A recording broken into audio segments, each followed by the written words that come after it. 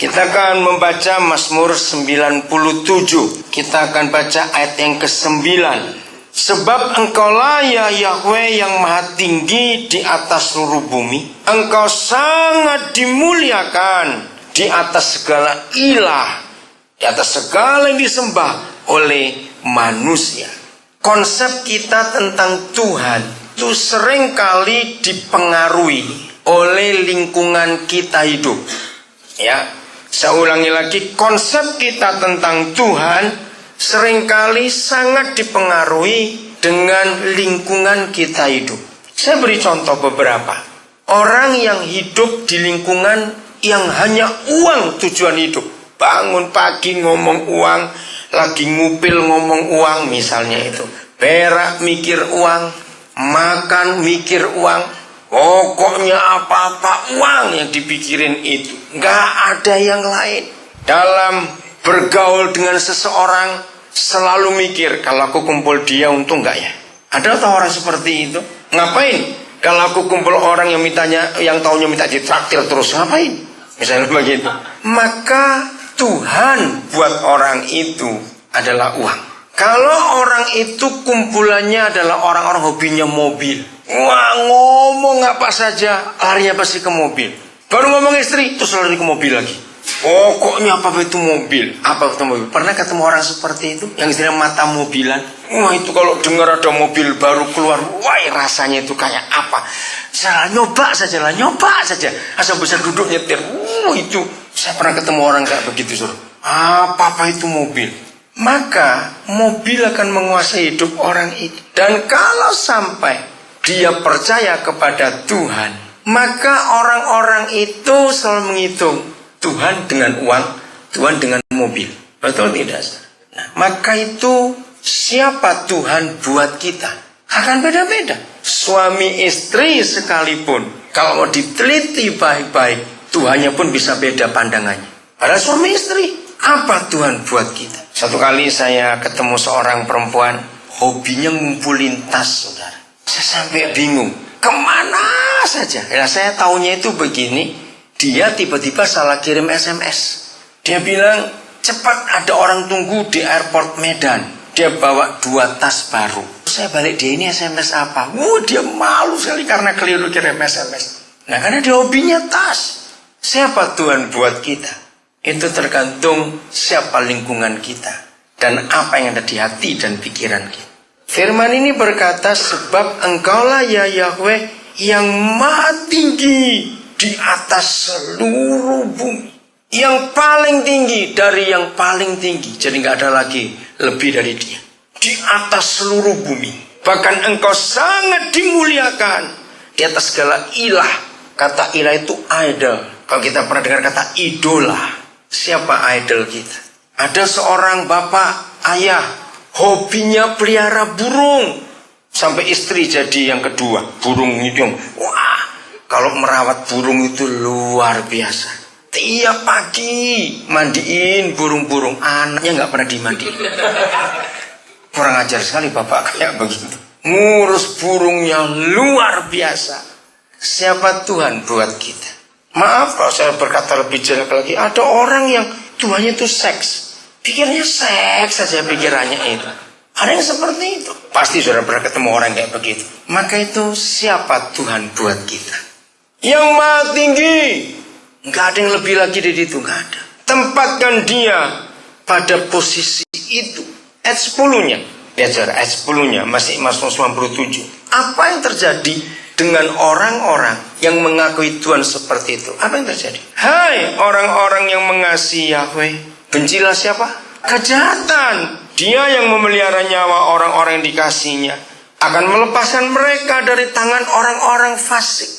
Baru minggu yang lalu, waktu saya ketemu dengan seorang anak Tuhan, dia dari background muslim, dia ustadz, dia itu ahli tafsir Al-Quran, dia itu ahli perbandingan agama, tapi jumpa Tuhan. Nah, saya baru tahu ketika dia terangkan kata fasik itu dari bahasa Arab. Fasik itu artinya buah busuk, saudara. Jadi buah yang gak jadi dan dia gugur, itu fasik. Jadi kalau Tuhan bicara tentang orang-orang fasik, itu orang-orang busuk, Orang-orang hidup itu nggak jadi berkat sama sekali. Nah, Tuhan kita, kalau kita tinggikan pada posisi yang benar, lagi sekali saya ulangi, kalau dia kita tempatkan di posisi yang benar, mungkin saudara agak janggal dengar kata ini. Jadi selama ini, apakah kita menempatkan dirinya di posisi tidak benar? Nah, buktinya tadi, ada orang yang pengaruh uang luar biasa, mobil, pengaruh seks, pengaruh apa saja. Nah, maka itu selalu tanyakan dalam hidup kita, Tuhan itu siapa? Karena orang yang mata duitan, ukurannya kalau duitnya banyak, oh Tuhan itu luar biasa. Kalau kurang duit, Tuhan itu bohong. Maka itu saya sering memberikan gambaran ini. Kalau diteliti baik, saudara, lebih dari 80% orang Kristen itu sukacitanya bukan karena Yesus mengampuni, tapi karena uangnya. Sampai anjing aja tahu kapan dia lagi punya duit dan lagi nggak punya duit. Anjing aja bisa tahu, bayang. Apalagi Tuhan. Jadi kalau orang itu punya anjing, dia dengar, ini tuannya baru pulang. Karena suara mobil dan suara kakinya tahu, oh ini bosku pulang.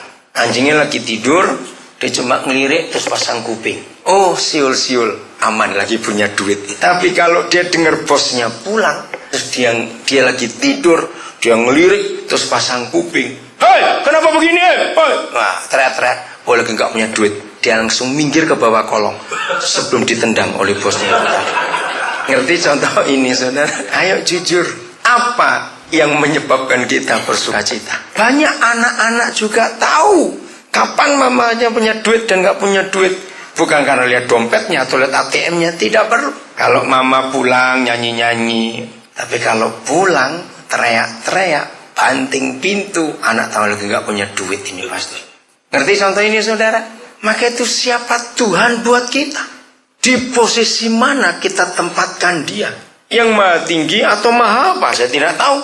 Kalau posisinya benar, maka kita yang mengasihi dia akan membenci kejahatan. Dan dia memelihara kita, menjaga hidup kita. Oh, itu menyenangkan sekali. Maka itu saudara, hidup mengenal Papa, hidup mengenal dia, itu segala-galanya. Karena makin kita kenal Tuhan kita, makin kuat kita berdiri di tengah badai sehebat apapun juga. Pasal 96 ayat 10, Mazmur 96 10, siapa Tuhan buat kita? Penting sekali kita bicara itu. Katakanlah di antara bangsa-bangsa. Nah, kita tinggal di antara bangsa-bangsa, bukan? Ada bangsa apa saja. Apa yang kita harus katakan? Yahweh itu Raja, sungguh tegak dunia, tidak goyang. Ia akan mengadili bangsa-bangsa dalam kebenaran. Wah, hebat sekali. Saudara kerja di pabrik, saudara kerja di kantor, saudara punya teman bergaul, saudara punya orang-orang yang dekat. Mereka semua, saudara punya family, punya saudara, mereka semua akan melihat Tuhan kita itu siapa. Pernah nggak saudara kenal ini? Kapan dan bagaimana orang-orang di sekitar kita atau bangsa-bangsa lain di sekitar kita, entah itu saudara kita, teman kita, family kita, siapapun juga kita, kan tiap hari kumpul orang, mereka akan tahu siapa Tuhan kita dari 3 hal. 1, dari mulut. Siapa yang tiap hari bolak-balik naik van bareng-bareng sekian banyak orang? Betul? Naik bis, terserahlah. Bis, van apa saja pokoknya naik itu. Nah, makanya itu harus tahu 3 hal itu. Nomor 1, mulut kita. Orang yang terpojok, yang terpepet, yang tergoncang, yang terkejut, itu keluar satu di mulutnya. Itu nggak pernah dipikirkan. Karena tiba-tiba tuh. Ngerti maksud saya, saudara? Nah, waktu itu mereka dengar kita ngomong apa. Nah, di situ Tuhan akan kelihatan. Tuhan kita itu siapa? Orang yang hatinya kotor, pasti mulutnya kotor juga. Kesenggol, maki. Betul? Kok di gereja lain ngomongnya. Kenapa? Karena itu hatinya. Hal kedua, Tuhan itu siapa di hadapan bangsa-bangsa itu? Itu dari sikap hidup kita. Sikap hidup itu menentukan sekali. Maaf, jangan marah, saya cuma ngomong saja. Orang yang rakus, saudara, itu nggak bisa disembunyikan. Begitu ada undangan makan saja, dia pasti paling duluan datangnya. Terus ngambil duluan begitu. Ngerombol aja sudah karuan. Ngerti kata ngerombol saya? Nggak mau antri. maka itu sikap hidup kita itu akan menentukan Tuhan